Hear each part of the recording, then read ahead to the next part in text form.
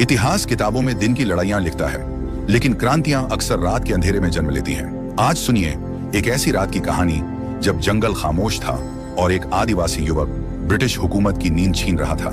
यह कहानी है बिरसा मुंडा की। झारखंड का जंगल, चारों तरफ सन्नाटा, पेड़ों के बीच से छनती चांदनी की हल्की रोशनी, आग के पास बैठे कुछ थके हुए चेहरे, आदिवासी किसान जिनकी जमीन छीन ली गई थी, जिनकी आत्मा को लगान और बेगार ने कुचल दिया था। और उसी आग के पास खड़ा था एक दुबला सा युवक, आंखों में आग और आवाज में जंगल की गूंज। बिरसा बोला, ये जंगल हमारे हैं, ये जमीन हमारी माँ है, और जो माँ को छीने उससे डरना पाप है। उसकी बातों में न भाषण था, न राजनीति, सिर्फ सच था। तय हुआ अगली सुबह जंगल बोलेगा। थाने, चर्च, महाजनों के घर, सबको संदेश मिलेगा। अब आदिवासी चुप नहीं रहेंगे। उसी रात ब्रिटिश चौकियों पर बेचैनी थी।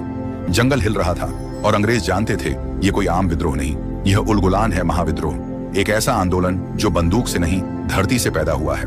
उन्होंने सबसे पहले डर को तोड़ा, आदिवासियों को समझाया कि जमीन किसी कागज की नहीं, उसकी है जो उसे पीढ़ियों से जोतता आया है। बिरसा ने महाजनों के शोषण, ईसाई मिशनरियों के दबाव और ब्रिटिश जमींदारी व्यवस्था के खिलाफ खुला ऐलान किया।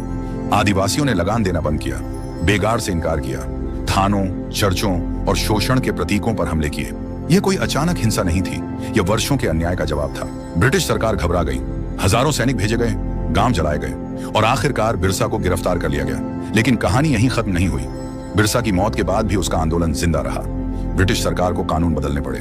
ब्रिटिश दौर में ही छोटा नागपुर टेनेंसी एक्ट जैसे कानून आए, जिन्होंने पहली बार माना कि जंगल और जमीन सिर्फ राजस्व नहीं, जीवन है। आजादी के बाद संविधान ने आदिवासियों को पहचान दी। अनुसूचित जनजाति आज भी कई आदिवासी बुनियादी शिक्षा, स्वास्थ्य और रोजगार से दूर हैं। खनन, विस्थापन और विकास अक्सर उनके घरों से कीमत वसूलते हैं। अगर आपने आज कुछ नया सीखा तो लाइक कीजिए और हमें कमेंट्स में भी बताइए। धन्यवाद।